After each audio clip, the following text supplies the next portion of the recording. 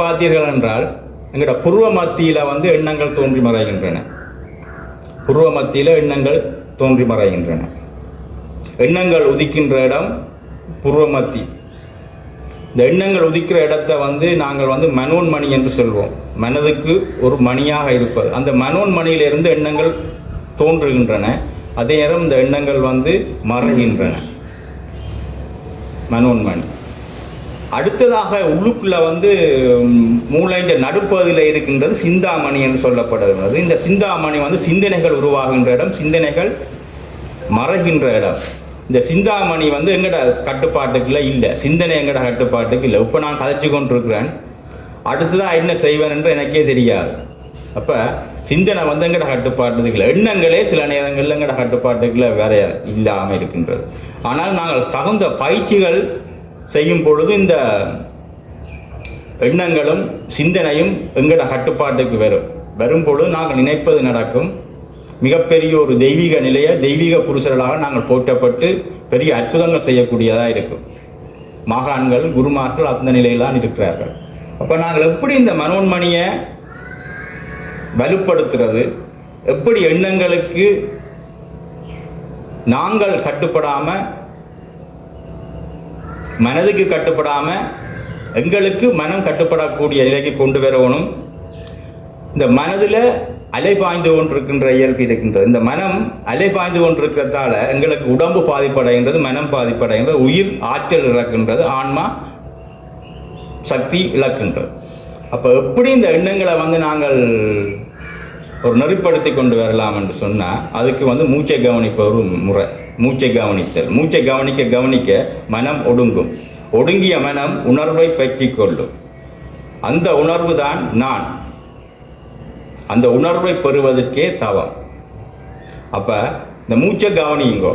இந்த பயிற்சி தான் புத்த பெருமான் விபாசனா என்ற முறையில் சொல்லியிருக்கிறார். விபாசனா ஆனாபானசதி, உள்ளே போகின்ற வெளியே வருகின்ற சுவாசத்தை கவனித்த.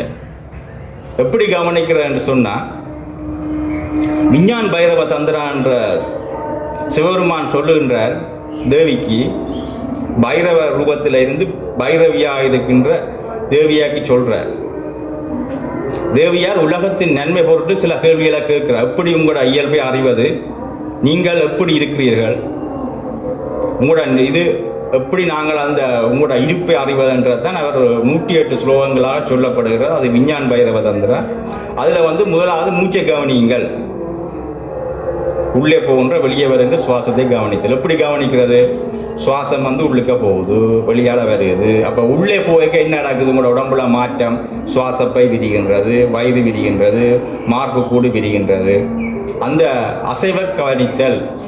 சுவாசம் போய்க்க உள்ள அசைவ கவனிக்கிறது. வெளியால் சுவாசம் பெருக்க சுவாசப்பை ஒடுங்கிறது, பிரிமென்ட்ரைடு கீழ் நோக்கி வளைகின்றது, மார்பு கூட சுருங்குகின்றது. அப்போ அந்த முதலாவது அந்த சுவாசம் உள்ளே போய்க்க உடம்புல சுவாசப்பைகளின் அசைவை கவனித்த. உள்ளே போய்க்க கவனிக்கிறது, வெளியே வரைக்க அந்த மார்பு அடிவயிறு அந்த அசைவை கவனித்த. இரண்டாவதாக இந்த மூச்சு வந்து உள்ளுக்கு போய்க்க ஒரு குளிர்ந்த பிராண காற்றா உள்ளுக்க போகுது. வெளியே வரும் பொழுது சூடான கனத்த காற்றாக வருகின்றது. அதை கவனித்தல். சுவாசத்தின் பரப்பை கவனித்தல். எவ்வளவு காற்று உள்ளே போகுது, எவ்வளவு காற்று வெளியே வருகிறது, அந்த பரப்பு, சுவாசத்தின் பரப்பு, காற்றின் பரப்பை கவனித்தல். அப்படி கவனிக்கும் பொழுது உள்ளே போகின்ற காற்று வந்து குளிர்ந்ததாகவும் இலேசான காற்றாகவும் இருக்கின்றது.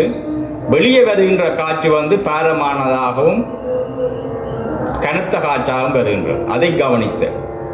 மூன்றாவதாக இந்த காற்று வந்து மோதுகின்ற இடத்தை கவனித்தல். பார்த்தீங்கன்னா அந்த காற்று இப்படியே வருது, இந்த மூக்குண்ட அந்த பிரிட்ஜ் ஆஃப் த நோஸ்ன்னு சொல்கிற அந்த உதட்டுக்கும் மூக்குக்கும் இடையே உள்ள அந்த பகுதியில் வந்து மோதுறத கவனிங்க. காற்று வந்து மோதும், உள்ளுக்குள்ள போகுது, அப்புறம் வெளியால் வருது.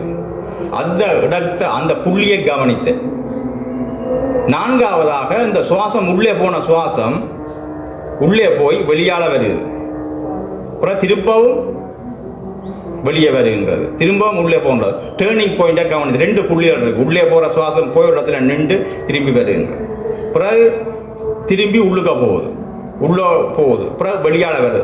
அந்த 2 சுவாசமும் திரும்புகின்ற புள்ளியை கவனித்து, 5ஆவதாக அந்த புள்ளின்ற காலத்தை கூட்டுதல். அப்படியே அவதானிச்சாவனாச்சு அந்த இடைவெளியை பெருக்கிறது. மூச்சின் இடைவெளியை பெருக்கி கொண்டு வரும்பொழுது மனம் எண்ணங்கள் கொஞ்சம் கொஞ்சமாக குறைஞ்சு ஒரு இல்லா நிலையாக வரும். அப்போ அதை நாங்கள் அப்படியே கவனித்தல். இந்த சுவாசத்தை நாங்கள் கவனிக்க உடம்புல நிறைய மாற்றங்கள் ஏற்படும், மூளையில் நிறைய மாற்றங்கள் வரும். மூளையில் பார்த்தீங்கன்னா நாங்கள் ஓடி தொழில் புரிகிற பொழுது அந்த அலையை சொல்கிறது பீட்டா வேவ்ஸ். கொஞ்சம் அமைதியாக இருந்தவன்டா அல்ஃபா ஸ்டேஜுக்கு வரும். கொஞ்சம் அலைச்சுழல் வரும், ஒரு 30 இது சூப்பர் சைக்கிளுக்குள்ள வரும். இன்னும் கொஞ்சம் ஆழமாக தியானத்தில் இருக்கேக்க இல்லாட்டி கான்சன்ட்ரேஷன் இருக்கேக்கல ஒரு இடத்துல ஃபோக்கஸ் பண்ணேக்க இன்னும் டீட்டா ஸ்டேஜுக்கு வரும், இன்னும் குறைஞ்சோண்டு வரும். ஆழ்ந்த உறக்கத்தில் இல்லாட்டி ஆழமான ஒரு தன்னை மறந்த ஒரு நிலை இருக்கும் பொழுது டெல்டா ஸ்டேஜுக்கு வரும். ஆக அதுலேயும் ஆழமான ஒரு நிலையில் தன்னை மறந்து இருக்கிற நேரத்தில் காமா வேவ்ஸுக்கு வரும். இந்த காமா வேவ்ஸை நாங்கள் அடைய வேண்டிய இலக்கு. இந்த காமா வேவ்ஸில் தான் மூளையில் எல்லா பகுதிகளும் தொழிற்படுகின்ற ஒரு நிலை. மூளைன்ற 5 பகுதிகளும் ஒரே நேரத்தில் தொழிற்படுவது இந்த காமா வேவ்ஸில். அந்த காமா வேவ்ஸில் மூளை வேலை செய்யக்க தான் இதயத்தில் கவர்ச்சி ஒரு ஈர்ப்பு உருவாகும். அந்த ஈர்ப்பை தான் நாங்கள் அன்பு என்று சொல்கிறோம். அந்த ஈர்ப்பு உருவாகும். மூளையை விட இதயத்தில் ஈர்ப்பு 1000% அதிகம் என்று சொல்லப்படுது. அப்போ அந்த ஈர்ப்பு மேலும் மேலும் மேலும் ஈர்ப்பு. அப்போ நாங்கள் விரும்பியதை அடையலாம். அதுதான் அந்த தியான முறை. இது எங்கட ஆலயத்தில் குண்டலினி யோகம் என்ற முறையில் சொல்லிக் கொடுக்கப்படும். அதாவது கீழே உள்ள மூலாதாரத்தில் உள்ள அந்த சக்தியை புருவமத்திக்கு கொண்டு புருவமத்தியில் இருந்து உச்சிக்கு கொண்டு போய் அந்த இறைவனோட நினைத்தல், நிறுத்தல், கலத்தல் என்ற 3 முறையில் அந்த யோகம் செய்யப்படுகின்றது. அப்போ நாங்கள் எங்கட மனதை இந்த மனோன்மணியை நன்றாக ஆக்டிவ் தூண்டுறதுக்கு என்று சொன்னால் அந்த புருவ மத்தியை நாங்கள் மனதால் நினைப்போம். இந்த புருவ மத்தியில் ஒரு வெளிச்சத்தையோ இல்லாட்டி ஒரு ஜோதியையோ ஒரு நட்சத்திர ஒளியோ இல்லாட்டி சூரிய வெளிச்சத்தையோ எல்லாம் வச்சு அப்படியே மனதால் நீங்கள் நினைக்கணும். அது புருவ மத்தியில் வைக்கும். அப்போ என்ன நடக்குமென்ற ஆரம்பத்தில் உங்களுக்கு துன்பமாக தான் இருக்கும், தலைவலியாக இருக்கும், கஷ்டங்களாக இருக்கும். கொஞ்சம் கொஞ்சம் செய்ய செய்ய செய்ய அந்த அந்த புருவ மத்தியில் ஒரு அந்த அந்த எண்ணங்கள் ஃபோக்கஸ் கான்சன்ட்ரேட் பண்ணும் பொழுது அங்கே உள்ள அந்த அணு என்று சொல்கிறது தானே, அந்த அணுவில் ஒரு ஈர்ப்பு ஏற்படும். அந்த ஈர்ப்பு மேலும் மேலும் திணிவடைந்து ஒரு சுழற்சி ஏற்படுத்தும். அந்த சுழற்சி ஏற்படும் பொழுது அங்கே சக்தி உருவாகும். அந்த சக்தி உருவாகும் பொழுது ஈர்க்கப்படும், அங்கே காந்த ஆற்றல் உருவாகும். மனம் என்று நாங்கள் சொல்லுவது காந்த ஆற்றல், காந்த சக்தி தான் மனம். அப்போ நாங்கள் எவ்வளத்துக்கு மனதை ஒருநிலைப்படுத்திக்க, அதை நாங்கள் கான்சன்ட்ரேட் பண்ணிக்க அந்த காந்த ஆற்றல் அதிகரிக்கும். காந்த ஆற்றல் அதிகரிக்க என்ன நடக்கும்? அந்த திணிவு பெறும். அந்த அணு திணிவு பெற்ற அணு என்ன செய்யும் என்றால் ஈர்க்கும், இல்லாட்டி அசையும் பொழுது, ஈர்க்கும் பொழுது கீழே உள்ள குண்டலினி ஆற்றல், மூலாதாரத்தில் அமைந்துள்ள அந்த குண்டலினி ஆற்றல், நீர் சக்தி அப்படியே மேலே புருவமத்திக்கு வரும். புருவமத்திலிருந்து மேலும் மேலும் ஈர்த்துதண்டேக்க உச்சிக்கு போயக்க அது அக்கினியாக மாறும். அதாவது உடம்புல கீழ்ப்பகுதியில் உள்ள நீர் சக்தி ஓஜஸ் என்று சொல்கிறோம். அது அக்கினி சக்தியாக தேஜஸாக மாற்றுவது தான் இந்த யோகத்தின் அடிப்படை. இப்போ கீழே உள்ள மூலாதாரத்தில் நீர் சக்தி உச்சிக்கு வரும் பொழுது அங்கே தேஜஸ் என்ற ஒளி சக்தியாக வாழுது. நாங்கள் ஓராண்டுன்னு சொல்லுவோம். இந்த ஞானிகள் குருமார்கள் பின்னால் இந்த ஒளிவட்டமாக காட்டப்பட்டிருக்கும், இல்லாட்டி கிரீடம் போட்ட மாதிரி காட்டப்பட்டிரும் அந்த தேஜஸ் சக்தி. இப்போ இப்படிப்பட்ட அந்த பயிற்சி தான் தவ பயிற்சிகள். அதை செய்வதற்கு சரியான முறையில் நீங்கள் முதல் இருந்து பழகணும். சில யோக பயிற்சிகள் செய்து உடம்பை நன்றாக வலுப்படுத்தணும். முள்ளந்தண்டுக்குரிய பயிற்சிகள் கொடுக்கணும், கால்களை பலப்படுத்தணும், உடல் உறுப்புகளை பலப்படுத்தணும், கழுத்து பகுதி தலைப்பகுதி நன்றாக வளர்த்துப்போம். அதில் வந்து முக்கியமாக குனிதல் நன்றாக குனியோணும். குனிய பணிவு வரும் என்று சொல்வார்கள். பக்கவாட்டில் சாய உறுதி வரும் என்று சொல்வார்கள். பின்பக்கம் வரும் பொழுது நல்ல வலு சக்தி பெறுவீர்கள். அப்போ முதல் நன்றாக முள்ளந்தண்டுக்கு பயிற்சி கொடுக்கணும், கால்களுக்கு பயிற்சி கொடுக்கணும், சகல உறுப்புகளுக்கும் வந்து பயிற்சி கொடுக்கணும். அதுக்கு பிறகு ஆடாம அசையாமல் ஒரு இருக்க நிலை தெரிஞ்சோடனே மூச்சை கவனிக்கும். மூச்சை கவனித்து மனதை வந்து மனதின் அலைச்சுழல் வேகத்தை குறைச்சி கொண்டு போகணும். அடுத்தது வந்து பார்த்தீங்கன்னா பிராண ஆற்றல். இந்த பிராண ஆற்றல் இயக்கப்படுற வந்து சக்கரங்கள். அந்த சக்கரங்களை தூய்மைப்படுத்தணும், அதை வலுவூட்டணும். அதன் பின்பு நாங்கள் மனதுக்கு போகணும். மனதில் உள்ள எண்ணங்களை மனத்தை சுத்தப்படுத்துதல், மனதை சுத்தப்படுத்துறது, அந்த பயிற்சியை பார்க்கணும். எங்களோட எண்ணங்களை நாங்களே கவனிக்கிறது. மனதில் உள்ள அழுக்குகள் என்றைக்க காம குரோத மோக லோப மதம் ஆச்சரியம் என்ற அந்த வகை இதுகளை வந்து நாங்கள் மாற்றி அமைக்கணும். அவற்றை சந்தோஷமாகவும் பணிவாகவும் கருணையாகவும் மாற்றிக்கொண்டு வேண்டும். அதுக்கு நல்ல எண்ணங்களை உருவாக்குவதன் மூலம் அந்த மனதை வந்து நாங்கள் சமநிலையில் பேணி காக்கணும். மனதுக்குரிய பயிற்சிகளை செய்யணும். அது தியானம் என்று சொல்வார்கள். அடுத்தது வந்து அறிவுக்குரிய பயிற்சிகள் வந்து அறிவு. அதுக்கு வந்து இந்த ஞான நிலையில் ஞான நூல்கள் நாங்கள் படிக்கணும். நமது மூதாதையர்கள் சொன்ன அந்த விஷயங்களை வந்து திரும்ப படிக்கலாம். அதில் வந்து இறைவனால் அருளப்பட்டவென்று சொல்லப்படுகிற திரு என்று வரும். திருமந்திரம், திருப்புகழ், திருவாசகம், திருக்குரான் என்று வார அந்த நூல்களை வந்து நாங்கள் வாசிக்கும் பொழுது அதில் வந்து நிறைய உண்மைகள் வந்து கதை மூலமாக இருக்கலாம், உபநிடதங்களாக ஒரு குருவுக்கும் ஒரு மாணவனுக்கும் இடையில சம்பாஷணைகளாக இருக்கலாம். அப்படியான அந்த உண்மைகள் வந்து கூறப்பட்டிருக்கு. அதாவது தர்மம் அறநிலை, இந்த அறத்தை பேணுறதாக இருக்க வேண்டும். தர்மம் என்று நாங்கள் சொல்லும் பொழுது உலக நியதி, அந்த உலக நியதிக்கு நாங்கள் கீழ்ப்பட்டு செய்யும் பொழுது அந்த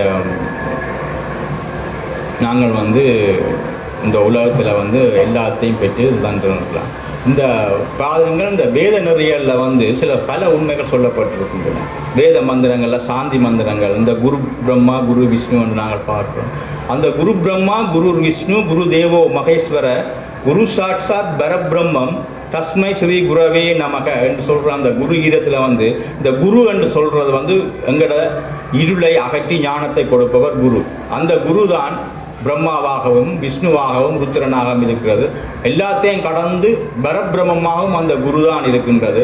அந்த குரு, அந்த வெளிச்சத்தை அடைந்த ஞானிகள், அந்த வெளிச்சமாக இருக்கின்ற எல்லாருக்கும் நான் வணங்குகின்றேன். நானும் அந்த வெளிச்சமாக மாற வேண்டும். என்னிலேயும் உள்ள அந்த இருள் நிலை அகற்றி நானும் ஒளிவிட்டு பிரகாசிக்க வேண்டும் என்றுதான் அந்த மந்திரத்தில் நாங்கள் சொல்லிக்க வந்து அந்த ஐடியேஷன் என்று சொல்கிற அந்த பாவனை, அந்த பாவனையோடு அந்த மந்திரத்தை நாங்கள் உதண்டும் பொழுது நாங்கள் வந்து அந்த நிலையை அடையலாம். அப்போ என்ன செய்யணும் என்றால் குரு பிரம்மா குரு விஷ்ணு குரு தேவோ மகேஸ்வர குரு சாட்சாத் பரபிரம்மம் தஸ்மை ஸ்ரீ குரவே நமக என்று சொல்லிக்க நானும் அந்த ஒளியாக வாழ வேண்டும். நான் என்று சொல்றது இந்த மனம் புத்தி சித்தம் அகங்காரங்கள் எல்லாத்தையும் விட்டுட்டு அதுவாக மாறுதல், அந்த ஒளியாக மாறுதல். நமக, நான் இல்லை, ஒளிதான் இருக்கின்றது. அப்போ அந்த குரு மந்திரத்தை சொல்லும் பொழுதே நான் அந்த ஒளியாக மாற வேண்டும். நான் எனது அந்தகரணங்கள் எல்லாம் சுத்தம் அடைய வேண்டும். மனம் புத்தி சித்தம் அகங்காரம் என்ற எல்லாரும் வந்து விட்டுட்டு நான் அந்த ஒளி பொருளாக அந்த பரிசுத்தமிக்க அந்த பரஞ்சோதியாக மாற வேண்டும் என்று சொல்லி அந்த மந்திரத்தை சொல்லுவோம். அந்த பாவனையில் சொல்லுவோம். அந்த பாவனை மிக முக்கியம். எய்ம் என்று சொல்கிறோம். அந்த ஒரு மந்திரத்தை சொல்லேக்க அதுக்குரிய அந்த என்ன தேவைக்காக எதற்காக சொல்லுறோம்ன்றதை ஆணித்தரமாக மனதில் நிறுத்தி அதை சம்யமம் என்று சொல்கிறோம். அதை செய்து இதெல்லாம் அந்த மந்திரத்தின் பலனங்களை கிடைக்கும். இந்த வேத மந்திரங்கள் சொல்லுகின்றன சர்வேஷாம் ஸ்வஸ்திக் பவந்து, சர்வேஷாம் சாந்தி பவந்து, சர்வேஷாம் பூரணம் பவந்து, சர்வேஷாம் மங்களம் பவந்து. இங்கே என்ன சொல்லப்படுவது என்றால் சர்வேஷாம் ஸ்வாஸ்திக் பவந்து. ஸ்வஸ்திகா என்று நீங்கள் கேள்விப்பட்டிருப்பீர்கள். பிள்ளையார் இந்த சுழி மாதிரி இப்படி போடுறோம் ஸ்வஸ்திகா.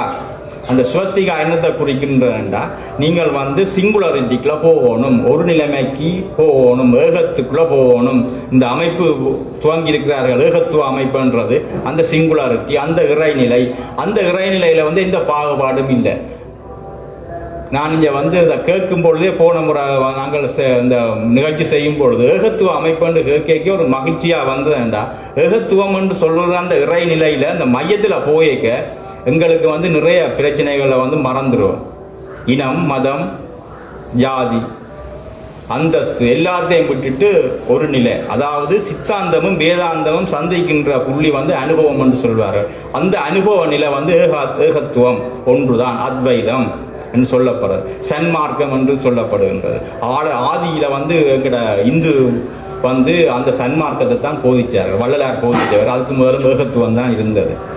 அப்போ அதை வந்து திரும்பவும் நாங்கள் அந்த இடத்துக்கு மையத்தை நோக்கி போக மகிழ்ச்சியும் சந்தோஷமும் நிம்மதியும் கிடைக்கும். அந்த மையத்தை விட்டு நாங்கள் வெளியால் வரைக்கும் வந்து துன்பங்கள், துயரங்கள், என்ட்ரோபி என்று சொல்கிற குடைச்சல்கள் எல்லாத்துக்கும் பெறும். அப்போ ஏகத்துவ அமைப்புக்குள்ள எல்லாரையும் ஒன்றுமையாக எல்லாத்தையும் மறந்து எங்களுடைய பழைய சனாதன தர்மமாகிய சன்மார்க்க நெறிக்கு நாங்கள் வரணும். அந்த சன்மார்க்க நெறி தான் எங்களுக்கு வந்து சித்தியை தரும். வள்ளலார் கூறுவார்,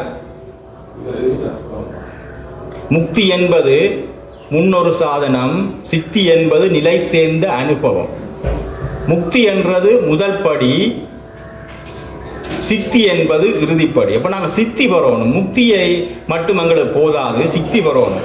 ஐந்தொழில் ஆற்றும் வல்லமை எங்களுக்கு கிடைக்கணும். இறைவனாகவே நாங்கள் போகணும். எங்கட பரஞ்சோதிமான், எங்கட குருமானுடைய குருவாக இருக்கின்ற பரஞ்சோதிமான் மிக சுலபமாக இதை வந்து சொல்லுவார். அந்த வேத மந்திரங்கள் சொன்ன அகம் பிரம்மஸ்மி, அயன் ஆத்மா பிரம்மம், தத்துவமசி, பிரஜானம் பிரம்மம் எல்லாம் இறைவனை சொல்லுது. நான் தான் இறைவன், நான் தான் கடவுள் என்று சொல்லுகின்றது.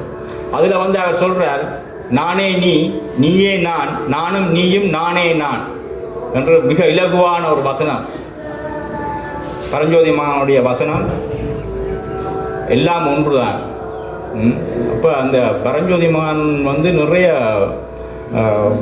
வேத கருத்துக்களை இலகுவான மொழியில் சொல்லி இருக்கிறார். எண்ணங்கள்லாம் மிக முக்கியமான எண்ணங்கள்லாம் மனதையும் இதயத்தையும் குளிரச் செய்யும் என்று சொல்வார். எண்ணங்கள், நல்ல எண்ணங்கள்லாம் இதயத்தையும் மனதையும் குளிரச் செய்யும். அப்போ இந்த தியான முறைகளில் ஒழுங்கு அமைக்கப்பட்ட அந்த இதில் வந்து சமாதானம் நாங்கள் அடையணும். உலக சமாதான ஆலயம் என்று நாங்கள் பேரை வச்சுக்கொண்டு ஏன் இந்த யோகம் தியானத்தை பற்றி கதைக்கிறோம் என்று நீங்கள் கேட்பீர்கள். உலக சமாதானம் எங்கே இருக்கின்றது என்றால் உச்சியில் தான் இருக்கிறது. உச்சியில் அங்கே வந்து ஏகத்துவம் ஒன்றான் இருக்கின்றது, அங்கே ஒன்று தான் இருக்கிறது, அத்வைதம். அங்கே வந்து பாகுபாடு இல்லை, டுவலிஸ்டி இல்லை, இருமை நிலை இல்லை, ஒருமை. அந்த ஒருமை நிலையில் இருக்கா அந்த சமாதானம் உருவாகும். முதல் நான் திருந்தி நான் சமாதானம் அடையக்க இந்த உலகமே சமாதான நிலைக்கு வரும். அப்போ தனி மனித சமாதானமே உலக சமாதானம் என்றதுங்கிறது குருமானுடைய கொள்கை. அப்போ ஒவ்வொருத்தரும் முதல் சமாதானம் அடையணும், தனக்குள்ள அமைதி அடையணும், தனக்குள்ள தன்னிறைவு பெறணும், தனக்குள்ள எல்லாவற்றையும் பெறணும். அப்போ வந்து தண்ட பாடல இந்த உலகம் வந்து நன்றாக இருக்கும். அதுக்காக தான் இந்த ஒரு நிமிட தியானத்தை குருமான் கொண்டு வந்தார். ஒரு நிமிடம் நீங்கள் தியானம் செய்யுங்க.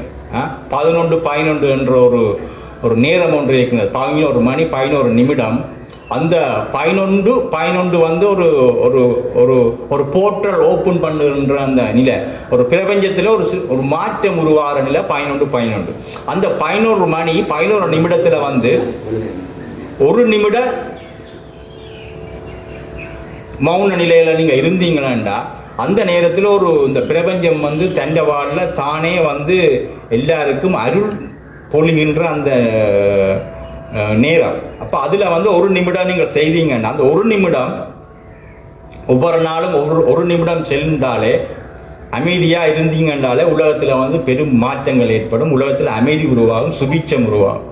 அப்போ இன்று முதல் எல்லோரையும் நான் கேட்டுக்கொள்வது, உலக நன்மைக்காக ஒரு நிமிடம், உங்களோட நன்மைக்காகவும் தான், உங்களோட சூழல், உங்களோட குடும்பம், உங்களோட சுற்ற உள்ள அந்த நாடு எல்லாம் நன்மை பெறுறது. ஒரு நிமிடம் தவம் செய்யுங்கள். எப்பொழுதுன்னு சொன்னால் 11 மணி 11 நிமிடத்தில் ஒரு நிமிடம் அப்படி அமைதியாக இருந்து முதல் ஒரு நிமிஷத்துக்கு முதலே மூச்சை கவனித்து சீர்படுத்தி இந்த சமச்சீர் பிராணாயாமத்தை இழுத்தல் நிறுத்தல் விடுதல் அமைதியான்னு சொல்லிப்போட்டு அப்படியே ஒன்றும் நிலைக்காமல் அப்படியே பூர்வ மத்தியில் தண்டுங்க.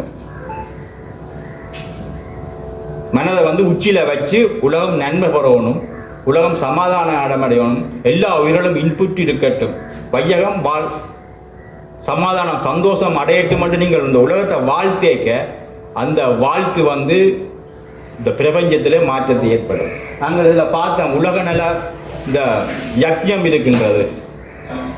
அதை என்ன ஒரு நோக்கத்துக்காக நாங்கள் அதை செய்தோம்டா கட்டாயம் அதுக்குரிய பலன் கிடைக்கும். அதில் ஆதியே வாழ்க நாதம், ஆதி இருந்தது. ஆதியை நீங்கள் எடுத்தீங்கன்னா ஆன்மீகம் என்ற சித்தத்தை பற்றியான ஒரு படிப்பு சித்தம். இந்த சித்தம் என்று சொல்லிக்க நாங்கள் சித்தத்தில் 3 குணங்கள் இருக்கின்றன, 3 காலம் இருக்கின்றது. காலம், இறந்த காலம், நிகழ்காலம், எதிர்காலம். அதே மாதிரி 3 குணங்கள், ராஜசகுணம், தாமசகுணம். அது 3 மலங்கள் இருக்கின்றன, ஆணவம், கண்மம், மாயை.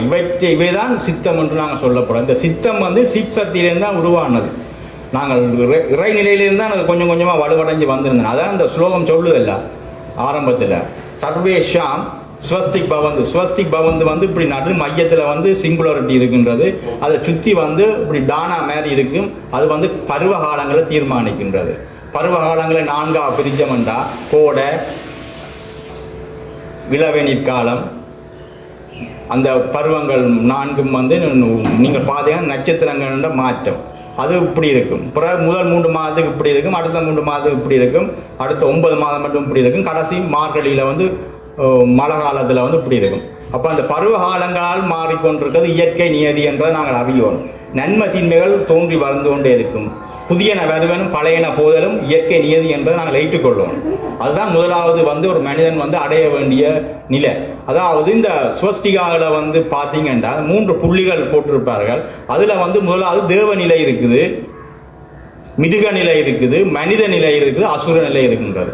இந்த 4 நிலைகளாலும் ஆக்கப்பட்டதுதான் இந்த பிரபஞ்சம். அப்போ இங்கே உயர்ந்த நிலையில் தெய்வீக சக்தி உடைய நல்லவர்கள் ஆகிய தேவர்கள் இருப்பார்கள், மிருகங்கள் மிருக உணர்வு உள்ளவர்கள் இருப்பார்கள், அதோட மனிதர்கள் நடுநிலையானவர்களாக இருப்பார்கள், மற்றது அசுரர்கள் என்று சொல்லப்பட்ட எல்லாம் இருந்தாலும் பிறரை தீங்கிழைக்கின்ற அந்த கூடாத குணம் அசுர இயல்பு என்று சொல்றது எல்லாம் இருக்கும். என்றாலும் மேலும் மேலும் மற்றவர்களை துன்புறுத்துறதும் அடிமைப்படுத்துறதும் எந்த ஒரு தேவைக்கும் இல்லாமல் துன்புறுத்துறதும் தீய செயலை செய்வதும் அசுர இயல்பு. இந்த 3 கலந்தது தான் இந்த உலகம். அதே முதல் நாங்கள் அறியோம். ஆன்மீகத்தில் முதல் அறியோம். அது நியதி, அதை மாற்ற முடியாது, அப்படித்தான் ஆக்கப்பட்டிருக்கிறது என்று அறியோம். மேலாட்டி கவலை வரும். ஆரம்பத்தில் நேயர்கள் ஆன்மீக சாதனை செய்து கொண்டு போயிக்க ஒரு கவலை வரும். இந்த கஷ்டப்பட்டார்கள் மேலும் மேலும் கஷ்டமும் கிடைக்கின்றது. நல்லவர்கள் சோதிக்கப்படுகிறார்கள், கஷ்டப்படுகிறார்கள், துன்பங்கள் தொடர்ந்து வருகின்றது. ஒரு மான் நல்ல அமைதியாக சாந்தமாக இருக்கிற மான் ஒரு புலி வேட்டையாடுது, அகோரமாக வேட்டையாடுது. அந்த உயிர் துடிக்க பெரிய ஒரு எங்களுக்கும் ஒரு பெரிய ஒரு சகிக்க முடியாத ஒரு துன்ப நிலை ஏற்படுகின்றது. அது நியதி தான், இயற்கையின் நியதி என்றபடியாக அதை பற்றி நீங்கள் முதல் அறிஞ்சு கொள்ளணும். அது அப்படித்தான் இருக்கும், அதுதான் உலக நியதி, அதை மாற்ற முடியாது. அந்த படைப்பின் ரகசியம். இப்போ அதை நாங்கள் அறிஞ்சு கொள்ளணும். எங்கட மனதை சென்டருக்குள்ள கொண்டு போகணும். ஸ்வஸ்டிக் அந்த ஏகத்துவம் என்று சொல்கிறோம், இல்லாட்டி தனித்துவம் என்றது அந்த ஒரு நிலைப்பாட்டு, ஒரு நிலை இந்த கணத்தில் வாழ்கிறது. இறந்த காலமும் இல்லை, எதிர்காலமும் இல்லை, அந்த கணத்தில் வாழ்கிற அந்த தன்மையை நீங்கள் கடைப்பிடிக்கணும். அதாவது முதலாவது ஸ்லோகத்தில் சொல்லப்பட்டிருக்கு. 2வது சர்வேஷாம். சர்வேஷாம் என்றைக்கு எல்லாம் இந்த எமது உடம்புல உள்ள எல்லா செல்களும் எங்களை வாழ வைப்பதற்காக போராடி கொண்டிருக்கின்றன. எங்களோட உடம்புல இயங்குகின்ற அணுக்கள், உறுப்புகள், உடல், மனம், உயிர், ஆன்மா எங்களை வாழ வைப்பதற்காக போராடி கொண்டிருக்கின்றன.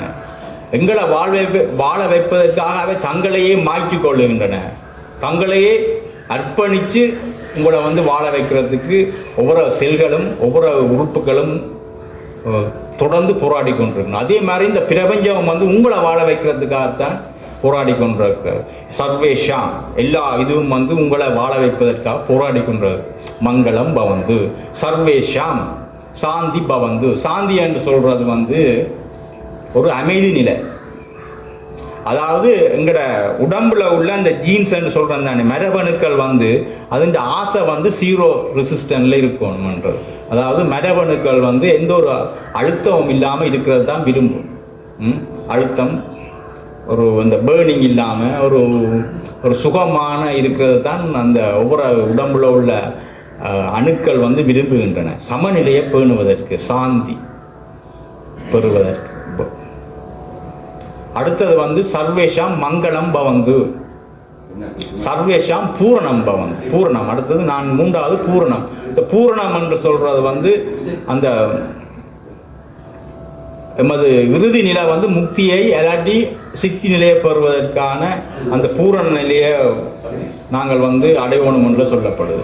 சர்வேஷாம் மங்களம் பவந்து, கடைசியான வரி வந்து மங்களம். இந்த மங்களம் என்று சொல்லிக்க அது சமஸ்கிருதத்தில் வந்து அது என்ன சொல்லப்படுதுன்னா அந்த தலைமயிர் வந்து எங்களோட மெமரியை வந்து வச்சுக்கொள்வதாக இருக்கின்றது. எங்களோட தலைமயிரில் வந்து எமது ஞாபகம் பதிவாக உள்ளது. அப்போ அந்த பதிவை வந்து நீக்கிறதுக்கு என்ன செய்யணும்னா தலைமையை வந்து வெட்டுவதாக இருக்கும். ஒவ்வொரு அந்த தலைமையர் ஞாபகம் அந்த எண்ணம் உதிச்சு கொண்டே இருக்க நாங்கள் வந்து அதை என்ன செய்யணும், வெட்டி கொண்டே இருக்கணும். அது மங்களம் பவந்து. மங்களம்ன்றது. அடுத்தது இன்னொன்று இருக்குது, மங்களம் என்று நாங்கள் பிரிச்செடுத்தோம்னா குருவின் வார்த்தை. இந்த குருவின் வார்த்தையும் வந்து எங்களை வந்து இந்த சம்சார கடல்லேருந்து நீந்துவதற்கு ஒரு தெப்பமாக இந்த குருவின் வார்த்தை இருக்கும். நாங்கள் திருமந்திரத்தில் திருமூல நாயனார் சொல்கிறார், தெளிவு குருவின் திருநாமம் செப்பல், தெளிவு குருவின் திருவார்த்தை கேட்டல், தெளிவு குரு சிந்தித்தல் ஆனே. முதல் தெளிவு குருவின் திருமேனி காணல், குருவுண்ட திருமேனியை காண்றது, அவற்றை நாமத்தை செப்பன் செய்கிறது, அவற்றை வார்த்தையை கேட்கிறது, அவற்றை கிருபை தான் எங்களுக்கு வந்து இந்த உடம்புலையிலிருந்து விடுதலையாகி தொழுவது. அப்பேற்பட்ட அந்த குரு வார்த்தை தான் மங்களம் பவந்து. மங்களம் குரு வார்த்தை வந்து எங்களை வந்து மாற்றி அமைக்கும். இந்த வார்த்தை வந்து மிக நுட்பமான ஒரு சொல்லு. வார்த்தை என்றது ஒரு ஓசையை குறிக்கிறது. அந்த எண்ணம் நான் அசைவலா ஓசையா வரைக்கு அந்த ஓசையா வாரது வந்து சித் சக்தி தான், இறைவன் இறை ஆற்றல்லாம் ஓசையா வருது. ஓசை ஒளியெல்லாம் ஆனாய் நீய என்று பாடியிருக்கிறார்கள். அதே மாதிரி இந்த வார்த்தை வந்து மிக முக்கியமானது ஒன்றாக இருக்கின்றது. இந்த வார்த்தை வந்து ஒரு மாற்றத்தை ஏற்படுத்துவார்கள். அதுவும் ஒரு குரு வார்த்தை என்று சொல்றது இந்த உண்மை பொருளை வந்து ஒரு நிலைநிறுத்துவதற்கும் அதை வந்து தெளிவுபடுத்துவதற்கும் இருக்கின்றது. அந்த வார்த்தை வந்து நீங்கள் வேத மந்திரங்கள் வந்து வேத காலத்து பாரம்பரியம் இந்த மந்திரங்களில் தங்கியிருக்குன்னு சொல்கிறோம். அந்த மந்திரங்கள் ஓசையில் தங்கியிருக்கிறது. இந்த ஓசை வந்து நாங்கள் வந்து இறைவனை குறிக்கிறதுக்கு குறியீடாக பாவிக்கிறது ஓம்காரம். ஓம் என்ற ஓசையை வந்து இறைவனின் ஒரு குறியீடாக நாங்கள் பார்ப்போம். இந்த குறியீடு வந்து படைத்தல் காத்தல் அழித்தல். தேங்க்யூ. படைத்தல் காத்தல் அழித்தல் என்று சொல்கின்ற அந்த இதுகளை வந்து தத்துவத்தை வந்து இந்த ஓம்காரம் குறிக்கின்றது. ஓம்காரம் வந்து இறைவனின் வந்த அறிகுறி, இறைவனின் அடையாளம் ஓம். இந்த வார்த்தை வந்து இந்த ஓம்காரம் வந்து என்ன செய்யும்னா பிரணவம் என்று அதை சொல்லுவார்கள். அதை ஓதுறவனை காக்கும், புதுமையானது. எப்படி என்றால் இந்த ஓசை வந்து எண்ணங்களை தாண்டி உங்களை அழைத்து கொண்டு செல்லும். ஓசை எண்ணங்கள் இருக்குத்தானே, மனதில் தோன்றுகின்ற எண்ணங்களெல்லாம் நாங்கள் எங்களுக்கு கஷ்டம் வருகின்றது, நல்ல எண்ணம் சந்தோஷம் தருகிறது, தீய எண்ணம் தீய செயல்களுக்கு போய் துன்பத்தை அடையக்கூடியதாக இருக்கின்றது. இப்போ இந்த எண்ணங்களை வந்து கட்டுப்படுத்தாமல் இருக்கிறோம். இந்த எண்ணங்களை தாண்டி போகிறதுக்கு இந்த ஓசை வந்து மிக முக்கியமானது. ஓசை தாண்டி போகும். எண்ணம் போகாத ஒரு வெளி இருக்கும், மனவெளி. அந்த மனவெளிக்கு இந்த ஓசை வந்து உங்களை கூட்டிக்கணும். இப்போ ஓங்கார தியானம் ஓம் ஓம்ன்னு நாங்கள் சொல்ல அந்த ஓசையிலே அப்படியே லைட் இருக்கேக்க